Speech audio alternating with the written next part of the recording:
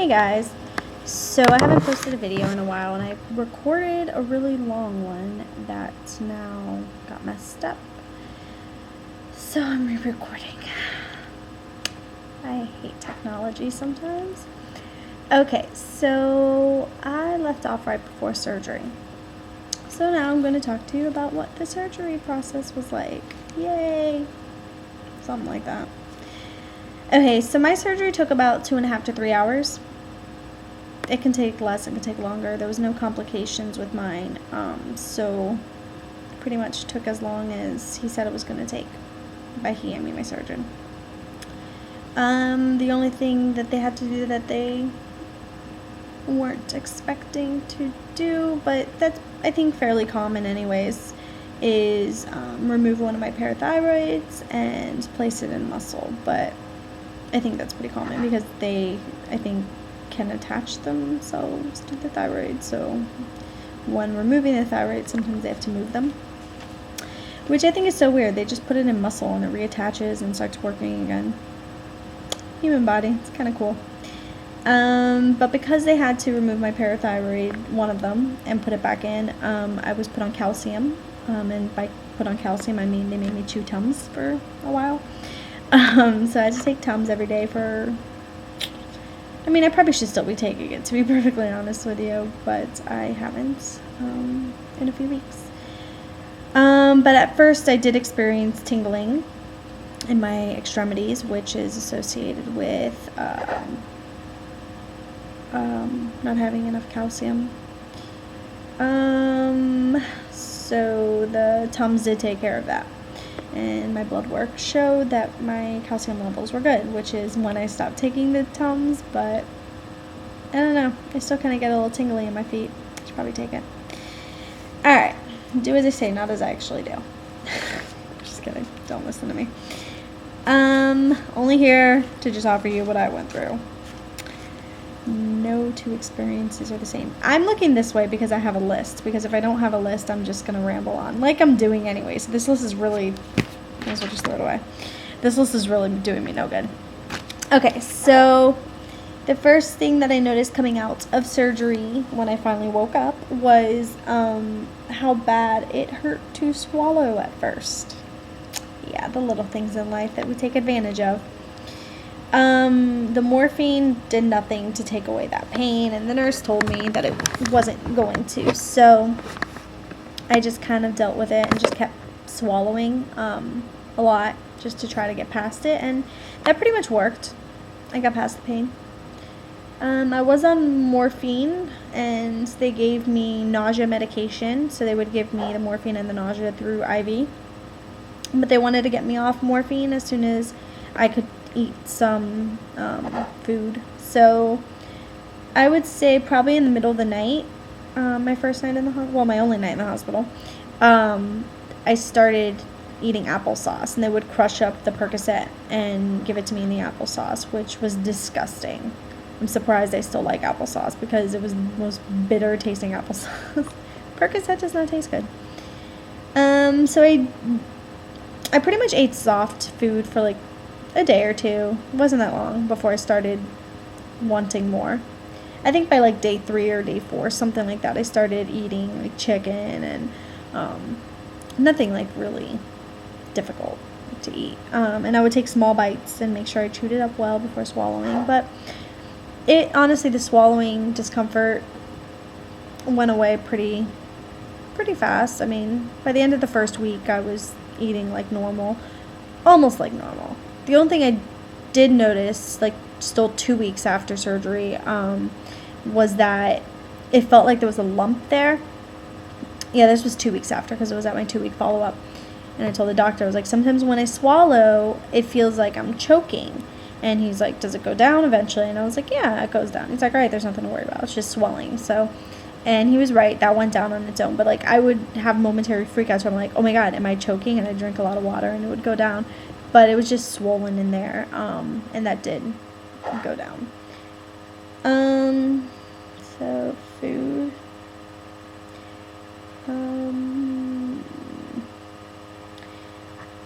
When you first come out of surgery, they have your neck is wrapped in whatever it is. I don't know, cloth.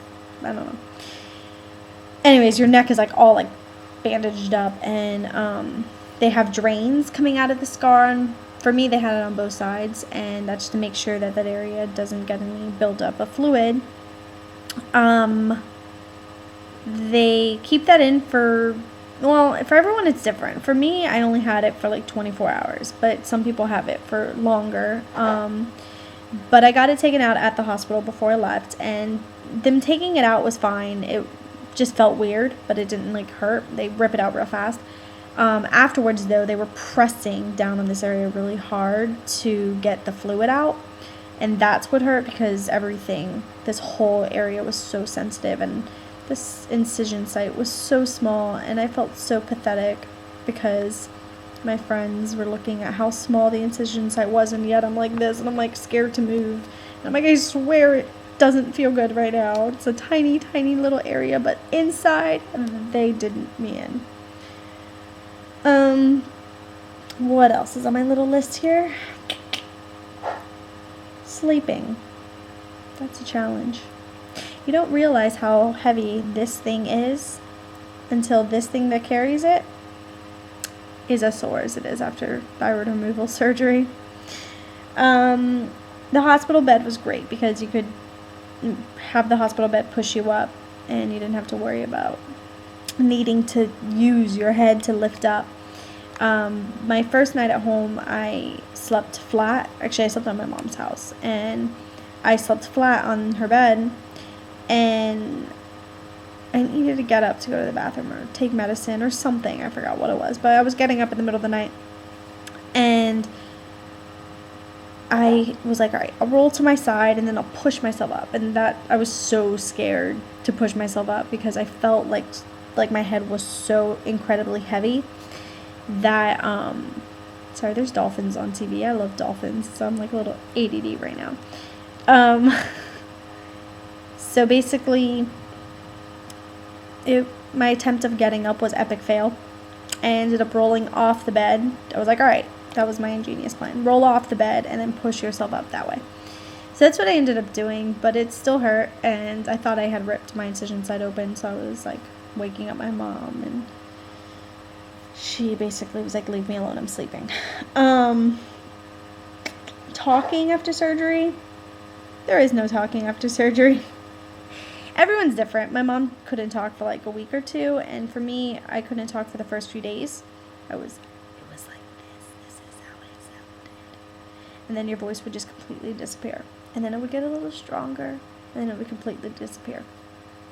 So your vocal cords, I didn't have any vocal cord injuries, per se. It was just normal healing of the vocal cords.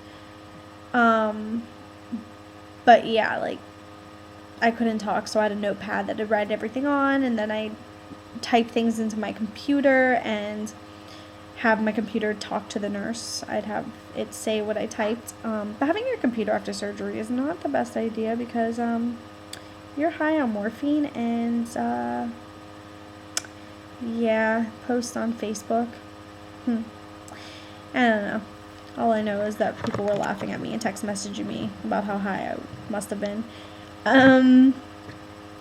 But anyway, I digress, as I usually do.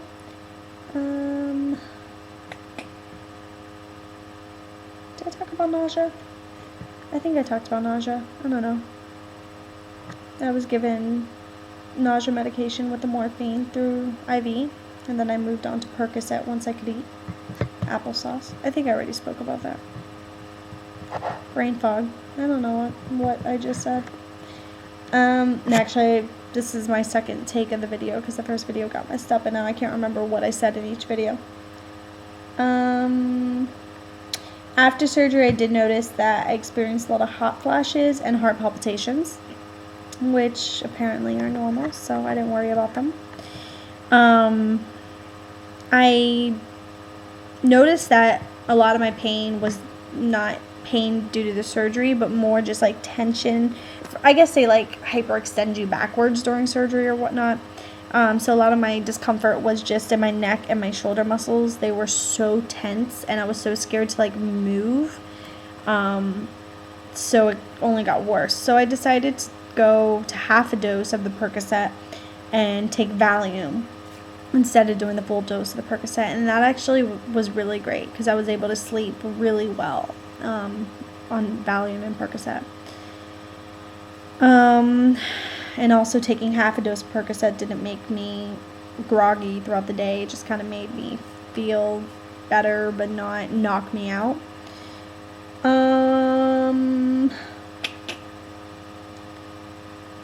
Yeah, I guess that's everything for now. Your neck is going to be sore, you know, getting up, little things like just getting off the couch. You lead like with your head and you can't, like afterwards you'll like, I found myself like pushing my head forward, or like people would help me get up. But that all passes.